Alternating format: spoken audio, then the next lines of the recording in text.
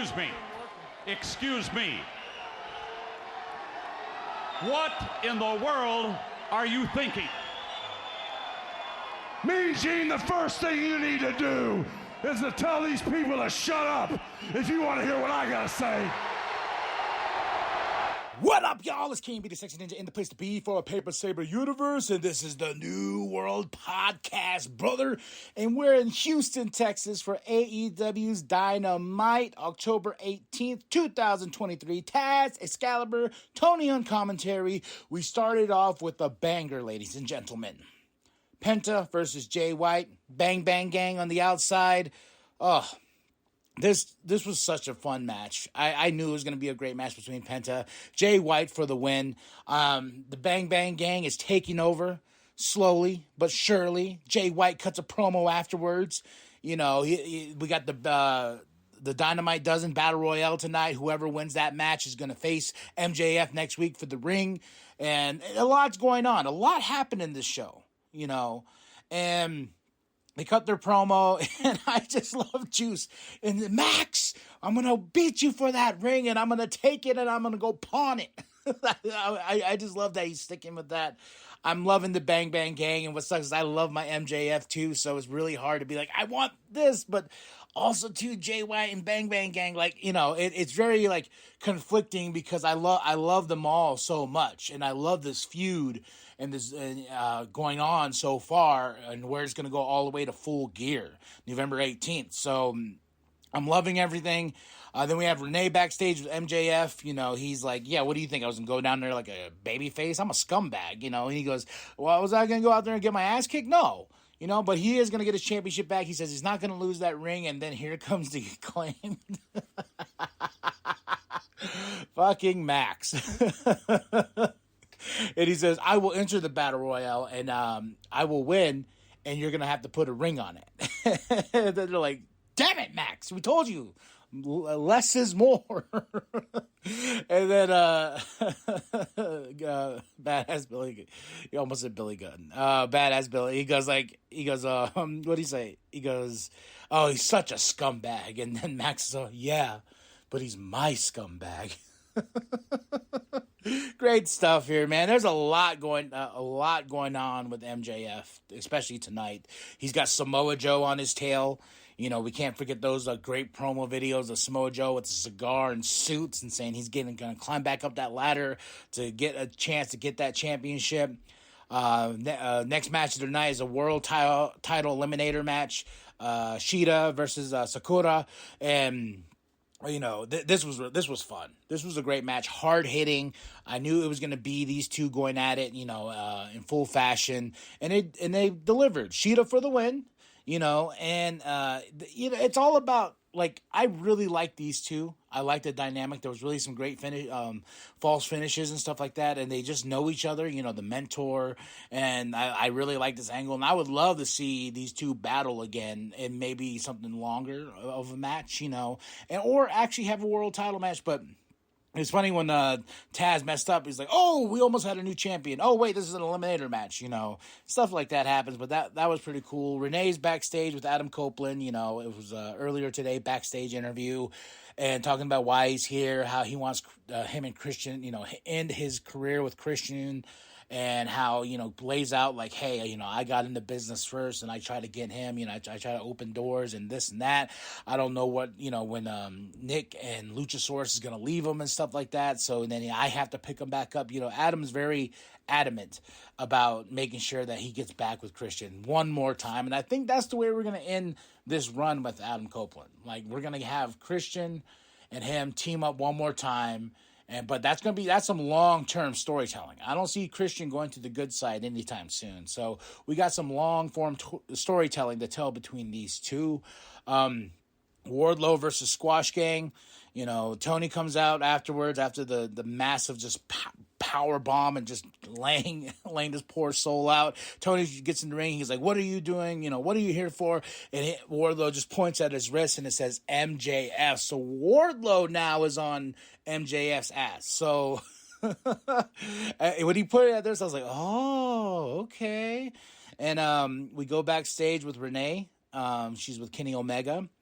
And Kenny Omega has a match with Kyle Fletcher, and he says after this, he's going to focus back on getting Don Callis' family. He's going to destroy them and everything like that. And this part made me go oh shit, MJF. You know, Kenny Omega mentions like going after the championship again and stuff like that. But and then MJF comes out, and I'm like, oh shit. And after he's like, hey, yeah, you know, I want to shake your hand. He shakes his hand, and MJF in scumbag fashion just says, 13 days, bitch, when he's going to eclipse Kenny Omega's reign as the AEW champion. And I was just like, oh, okay. Okay, you know, now we have Kenny Omega on the plate. We have a Wardlow on the plate. You know, we have Samoa Joe on the plate. We got Jay White that's going to be taking on MJF. There's so much going on here. It's a lot to process, you know. And Adam's still out. We had this great Adam the Kingdom and Roderick Strong package with, you know, Adam making peanut butter and jelly. Like Adam makes Roderick some coffee, and he drinks it and he spits it out, and he's like Adam, I don't like my coffee hot. And then he's like, hey man, remember back in Ring of Honor, you made the best peanut butter and jelly sandwiches. And Adam's like, yeah, is that what we want? Yeah. Then it just comes this montage of music and the dripping of the peanut butter and the jelly. It's just a good time. And then when he finally gives the sandwich to Roderick and he eats it, he's like, Adam, you know I don't like crust. You've ruined it. This and that. The Kingdom's sitting there, and Adam's finally had enough, though. You know, even though as great as these montages have been, you know, he's like, I got to leave. I got to go have surgery on this leg. So, but these were really great. I'm wondering how much more they have, if there's any. But at the end of it, after Adam left, the Kingdom and Roderick's in there. Roderick's like, yo, there's only one way to get my best friend back, and I have to be nice to that scumbag. And the Kingdom were like, ugh. Tony Schiavone's in the ring, and he goes, I hate to introduce this man, but, and he spits, and he goes, Don Callis. Oh my God, I love Tony so much. Don Callis comes out, he's with Takeshita, he's with Will Hobbs, and they're talking about how Kyle Fletcher, you know, basically screwed over the Don Callis family and this and that. And then Kyle comes out, and Kyle's been on a great singles run as of late. And I saw automatically a brand new Aussie Open shirt. Oi, oi, oi. I saw it, and I automatically picked up my phone right then and there. I went to AEWshop.com and I ordered that bad boy because I love me Aussie Open. I think they are probably one of the best tag teams right now. I feel like, you know, I know injuries happen, but I feel like they should have beat FTR to prove that they are the champs, you know, at Wrestle Dream and everything. That's such a great tag team match. I rewatched it again. I just fucking love Aussie Open. I love Kyle Fletcher too, single run, everything going on, and it's Aussie, oi, oi, oi, biatch. But Kyle comes out, you know, and then he has his match against Kenny Omega, so it's Kenny Omega versus Kyle Fletcher. Oh my God, bruh. Fucking fantastic. These two had such great chemistry. I loved this fucking match, man. This was my match of the night. Kenny Omega, Kyle Fletcher. Kenny Omega for the win, but man, there's some great spots with Kyle where he takes it. He's on roller skates, and this was such a good match, man. I really did enjoy it. And Kenny Omega for the win, and just shout out to Kyle Fletcher, because Kyle Fletcher is on a roll right now, and he put one up. And then I like that Don Callis is like, yo, see, he's a failure. Go get a real job. So Dan Housen promo video, you know, he's very, very nice, but he's very evil as well, and he's coming back soon. Lance Archer taking is on this versus the Squash Gang. You know, Lance Archer for the win. Quick, fast, easy, you know. Yeah. Prince Nana, Swerve Strickland backstage.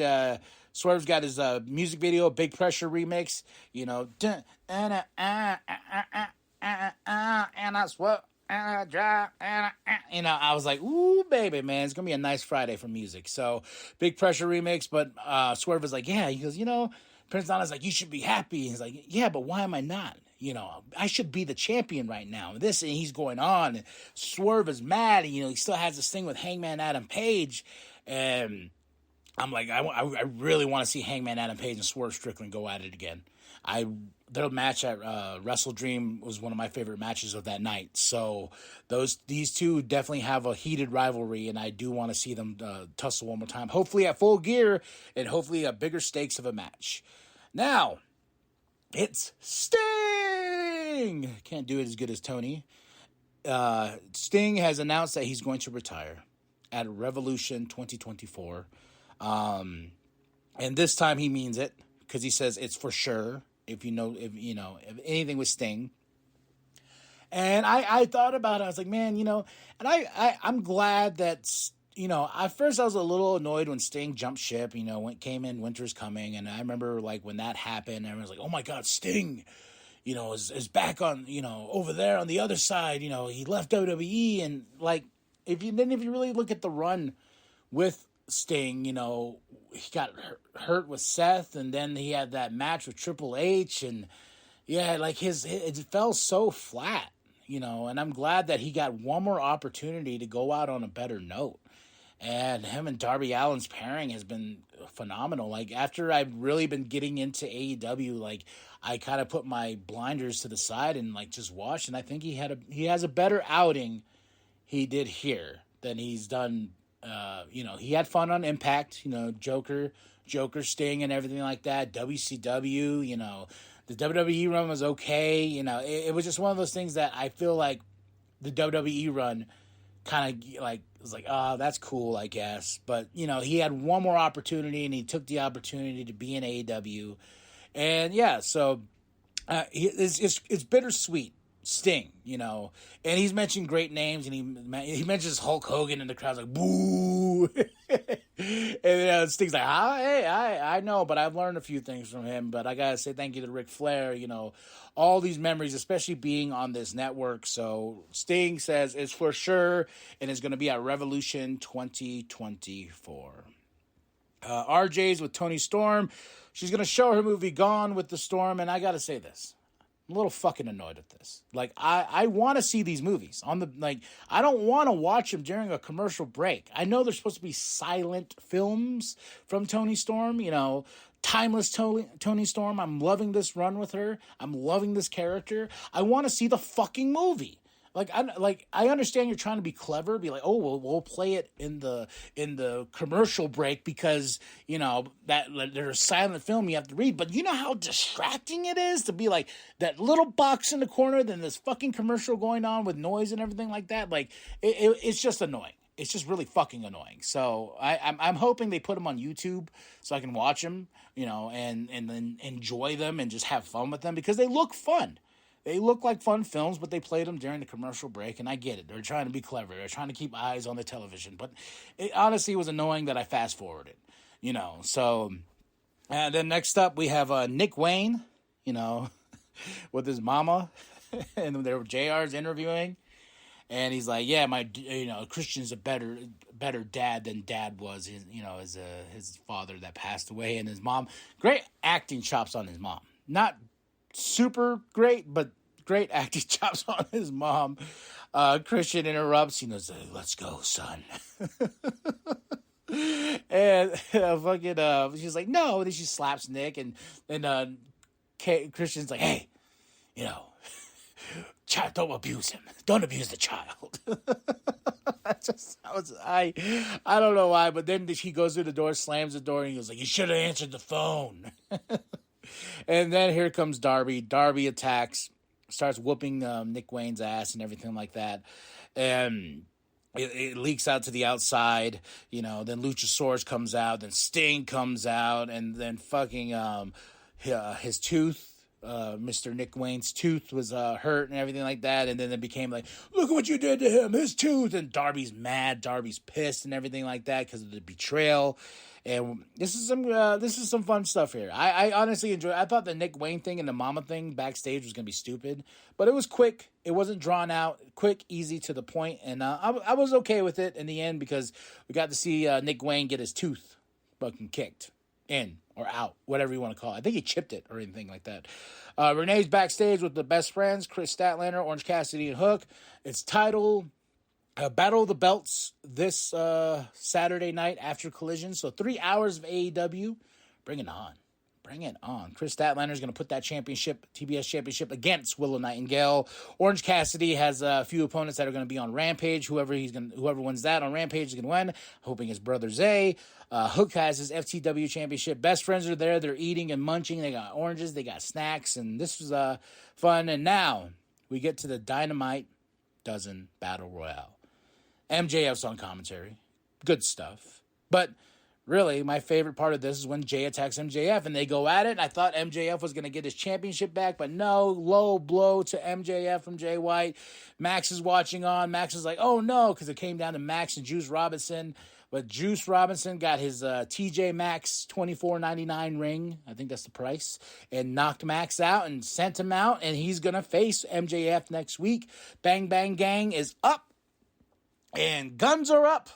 And we end the show, and MJF takes out his ring. He says, you're not going to get this. So I feel like Juice Robinson's going to take that ring away from him. You know, that I have this feeling that the Bang Bang Gang is taking over, and I feel like this is just, you know, and I don't want this. I love MJF, but he has a lot on his plate after the show. He's got Max, you know, this crazy thing with Max going on. He's got, you know, Samoa Joe, now Kenny Omega telling him 13 days, bitch. You know, he's got Wardlow, and he has Jay White, plus the Bang Bang Gang, plus Juice Robinson's going to face him for that ring next week. Whew. A lot to unpack. Full Gear November 18th, man, and it's a lot of good stuff. I give this show a solid 5 out of 5. I had a good time. Light the fuse and go boom, because it's Dynamite, okay? That's it. That's all. Tell me what you thought of the show. Drop those comments below. My match of the night, though, was Kenny Omega and Kyle Fletcher. Next to that was Penta and Jay White. And next to that was Shida and Sakura. Good stuff all tonight. 5 out of 5. Tell me what you think of the show. Drop those comments below. Hit that like. Hit that subscribe. Share it with your grandma. Share it with your grandpa. Share it with the bum down at Walmart. I am KMB, the sexy ninja. Go to prowrestlingtees.com/New World Podcast. Get yourself that sweet nWp logo. More designs on the way. Go check it out right now. I want to see those shirts in the crowd. And yeah, baby. Too sweet me. And remember that the New World Podcast is for life, brother. So here goes. I started my very first match with AEW was Revolution 2021.